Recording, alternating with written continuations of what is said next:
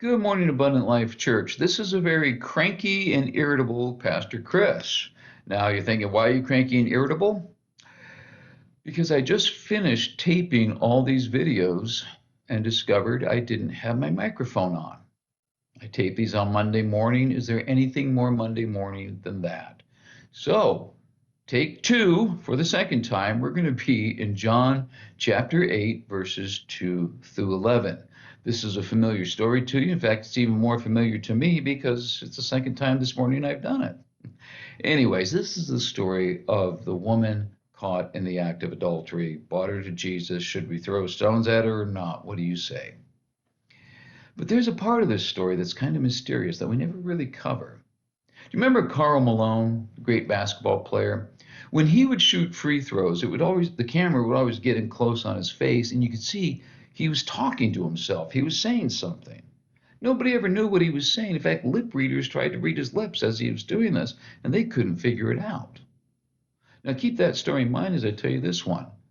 Remember the movie All the President's Men, story of the Watergate scandal? Bob Woodward and Carl Bernstein were uncovering the Watergate scandal.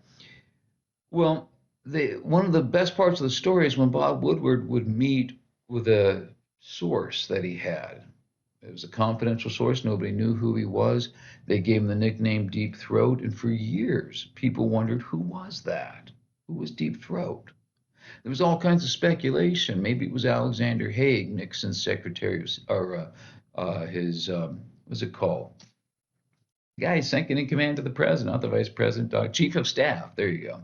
Some thought it might have been Henry Kissinger, his secretary of state. Turned out it was Mark Felt. Okay, and I think I speak for everybody when I found out, when I say, who? Never heard of him. Here's my point. If you found out what Karl Malone was saying, it wouldn't be as interesting as wondering what he was saying. When you found out who Deep Throat was, it wasn't as interesting as wondering. Sometimes the mystery is more fun than knowing. And there's a part in this story here. When they bring the woman caught in the act of adultery to Jesus, well, he bends down and he writes something in the dirt. Okay, what was he writing? Did it matter? Did it have any impact on the story? Did it change anything? What was the writing in the dirt all about? That's what we'll look at today. So let's start by looking at verse 2. Verse 2, it says, at dawn he appeared again in the temple courts where all the people gathered around him, and he sat down to teach them. Jesus is still at the Feast of Booths in the temple in Jerusalem. This is the feast where they celebrate Moses leading the people through the desert for 40 years. And while he's there, he's got everybody's attention. The Pharisees had tried to seize him. They sent guards to arrest him. Jesus ends up kind of converting the guards. We saw that in the last story. So the Pharisees come up with another trap.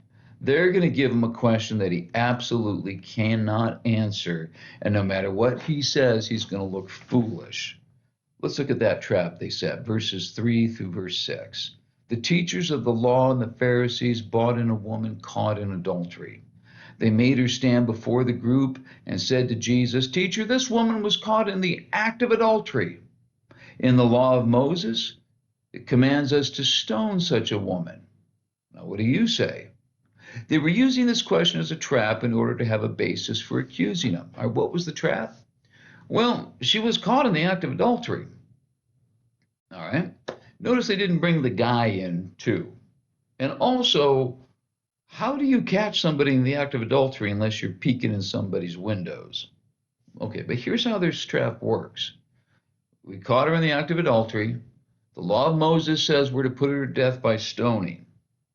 So what do you say? Should we put her to death?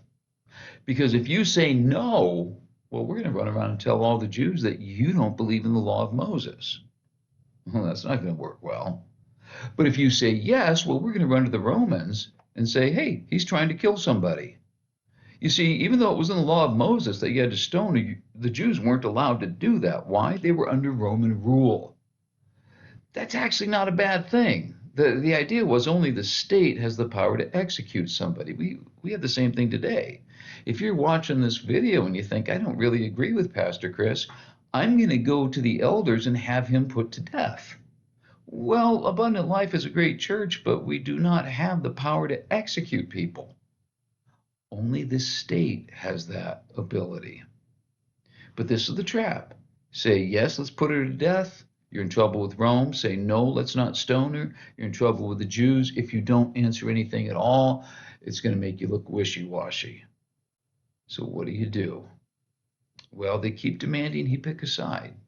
They don't care which one. They're going to nail him either way. Look at verse 7 now. In verse 7, when they kept on questioning him, he straightened up and said to them, "Let any one of you who is without sin be the first to throw a stone at her." That's a great answer. One of the best answers of all time. But hang on, there's some different nuance here that we need to see. Verse 9 says this: "At this, those who heard began to go away one at a time, the older ones first, until only Jesus was left with the woman standing there." You see, here's how we usually read the story. "He who is without sin, let him cast the first stone." They all went, "Yeah, he's got a point," and they leave. But we've left some stuff out. Yes, the Pharisees ran for the hills, but not because Jesus said, "Let he who is without sin cast the first stone."